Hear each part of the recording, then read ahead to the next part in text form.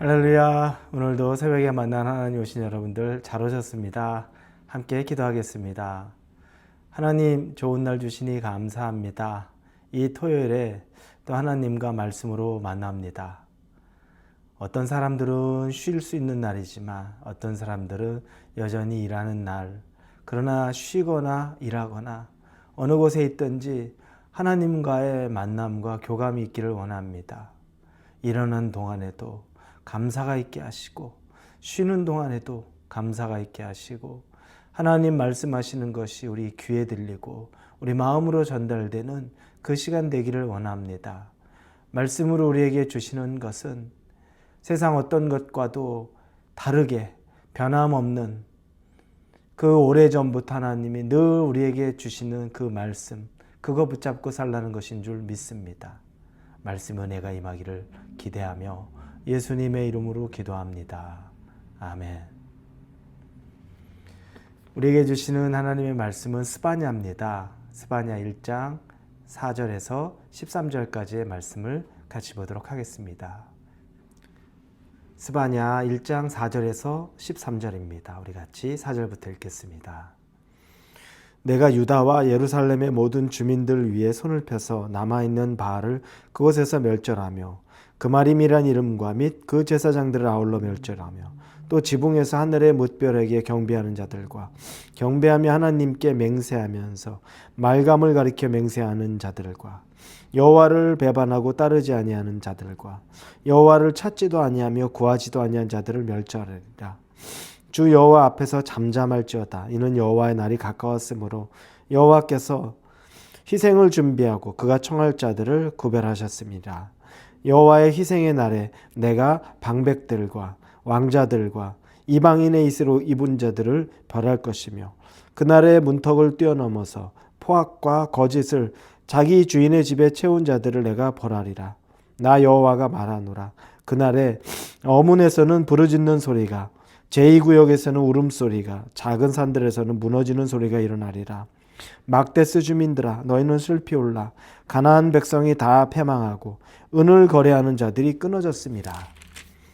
그때 내가 예루살렘에서 찌꺼기같이 가라앉아서 마음속에 스스로 이르기를 여호와께서 복도 내리지 아니하시며 화도 내리지 아니하시리라 하는 자를 등불로 두루 찾아 벌하리니 그들이 재물이 노략되며 그들의 집이 황폐할 것이라. 그들이 집을 건축하나 거기에 살지 못하며 포도원을 갖거나 그 포도주를 마시지 못하리라. 아멘. 스바냐 선지자가 이 유다의 하나님의 말씀을 예언자적으로 선지자적으로 선포합니다. 하나님은 진노하고 있었습니다.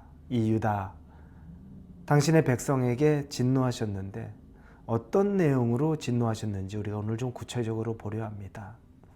첫째는 6절에 보니까 그들이 하나님을 찾지도 않고 하나님에게 묻지도 않았다라고 말하고 있습니다. 하나님은 그들이 당신을 그냥 그림자처럼만 여긴다고 생각하고 있습니다. 하나님을 찾지도 않고 하나님에게 묻지도 않는 것입니다. 분명히 살아계신 하나님에도 불구하고 그냥 하나님을 그냥 그런가 보다라고 생각하는 겁니다. 여러분, 우리에게도 상당히 중요한 경고를 줍니다. 여러분은 하나님을 믿는다고 하실 겁니다. 그런데 여러분이 하나님을 찾지도 않고 하나님께 묻지도 않는다면 그건 하나님께서 우리를 책망하는 것, 우리에게 하나님께서 징계할 수 있는 그 하나님의 마음이 있다는 걸 꼭 기억하십시오. 꼭 물어봐야 합니까? 꼭 제가 확인해야 합니까? 그렇지 않습니다.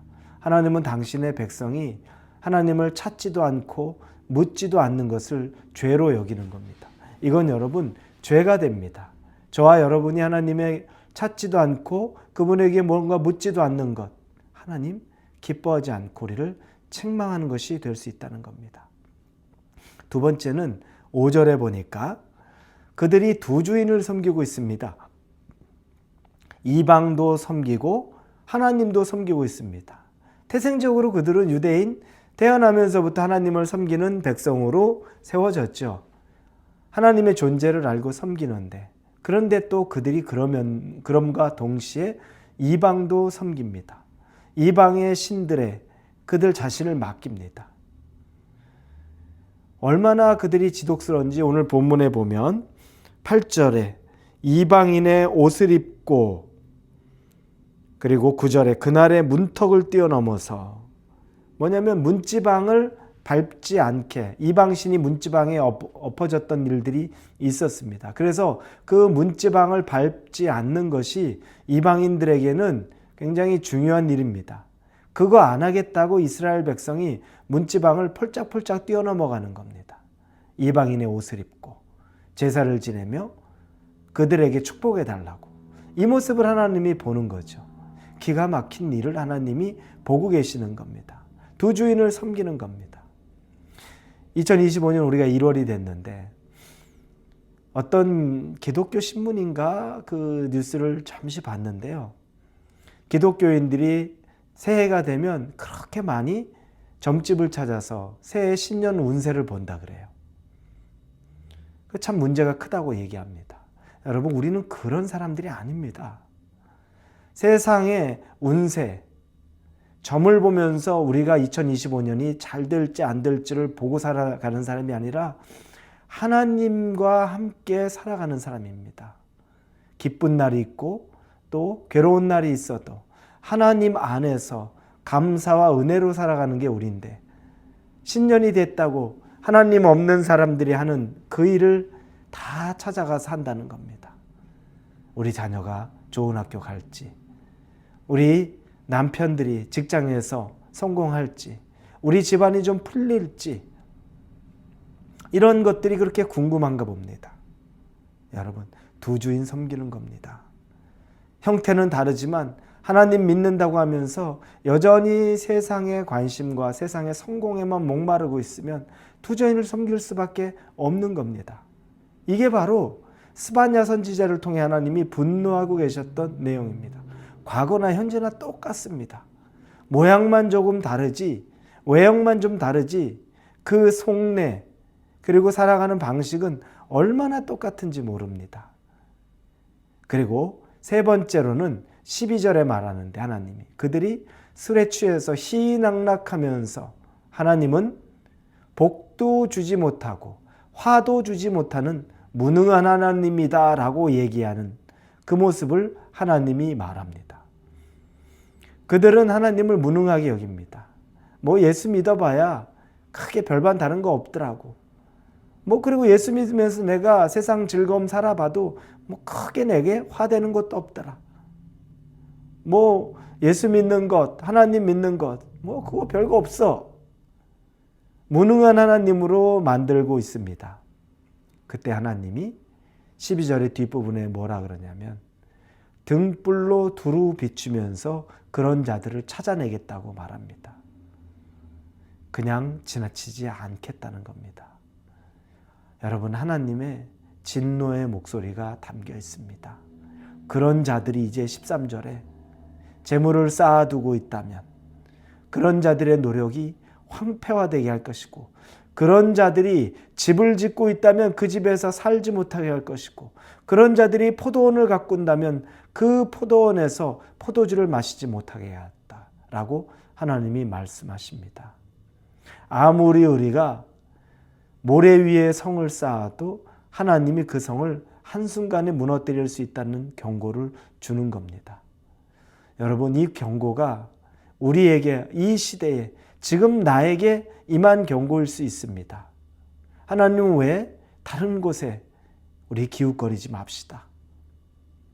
그리고 하나님을 무능한 분인 것처럼 여기지도 맙시다.